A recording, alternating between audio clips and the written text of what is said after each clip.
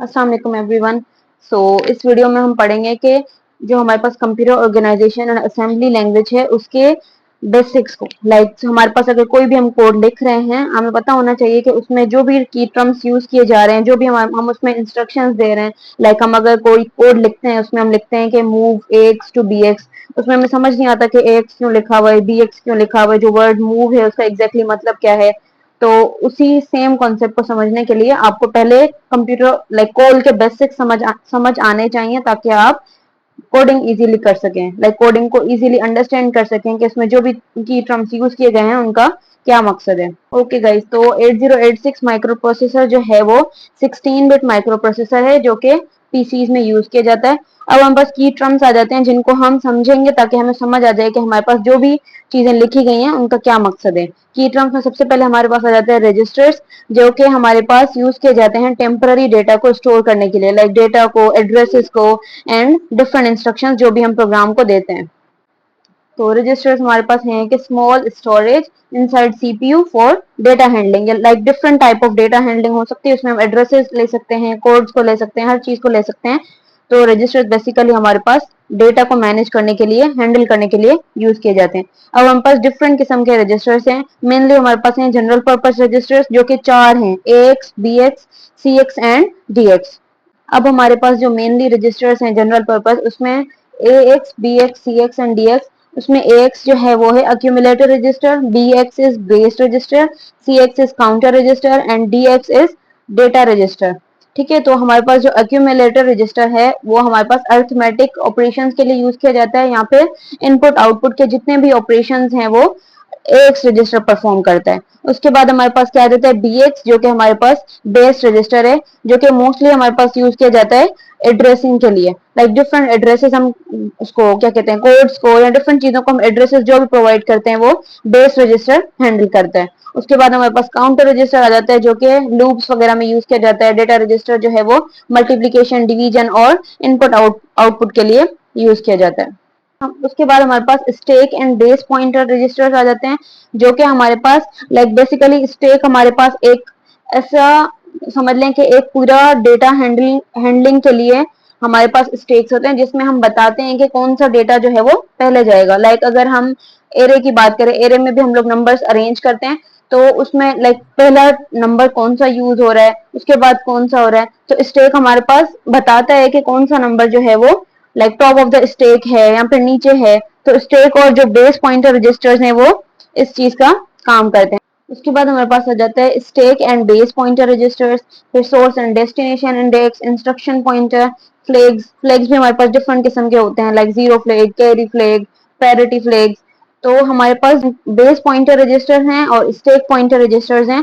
उनका ये फंक्शन है कि अगर हम स्टेक की बात करें तो उसमें ये होता है कि जो भी नंबर्स अरेंज किए जाते हैं उसको टॉप ऑफ द स्टेक जो है वो अरेंज करता है स्टेक पॉइंटर रजिस्टर। और उसके बाद जो बेस पॉइंटर है वो क्या करता है, एक्सेस करता है वेरिएबल्स को। और सोर्स एंड डेस्टिनेशन इंडेक्स जो है वो भी जो मेन हमारे पास इंडेक्सिंग की जाती है उसके लिए यूज किए जाते हैं। इंस्ट्रक्शन पॉइंटर्स जो है वो इंस्ट्रक्शन देने के लिए यूज किए जाते हैं। फ्लैग्स के भी डिफरेंट फंक्शंस होते हैं, ये तो अभी कम है, और ज्यादा फ्लैग्स इसमें यूज किए जाते हैं।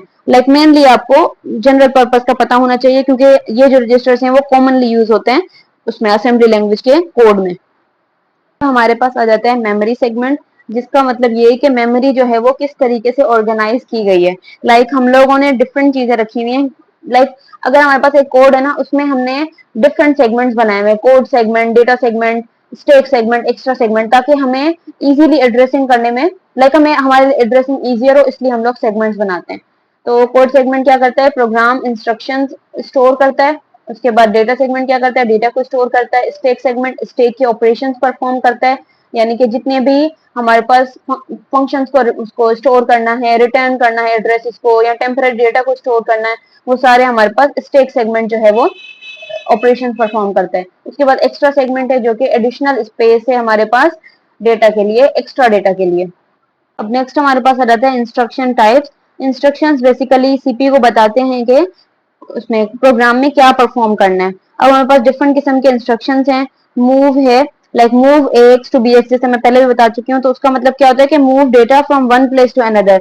लाइक अगर हम कह रहे हैं कि AX टू BX यानी कि मूव करो डेटा को अक्यूमुलेटर रजिस्टर से बेस रजिस्टर में। तो मूव का क्या मतलब है कि एक प्लेस से दूसरी प्लेस पे डेटा को सेंड करना। उसके बाद हमारे पास एडिशन, सब्ट्रैक्शन, मल्टीप्लिकेशन आ जाती है। लाइक डिफरेंट ऑपरेशंस हो सकते हैं, अरिथमेटिक ऑपरेशंस हो सकते हैं, लॉजिकल ऑपरेशंस हो सकते हैं, जो कि हम इंस्ट्रक्शंस में परफॉर्म करवा सकते हैं। Like addition, subtraction, multiplication, division, ये तो हमारे पास अरिथमेटिक ऑपरेशंस हो गए। उसके अलावा जंप है, लूप है, कॉल इंस्ट्रक्शंस है, ये सारे हमारे पास कंट्रोल इंस्ट्रक्शंस हैं जो कि इंस्ट्रक्शंस में यूज किए जाते हैं। अब हमारे पास असेंबली लैंग्वेज का एक बहुत बेसिक सा प्रोग्राम है जो कि हमारे पास नेम प्रिंट करेगा।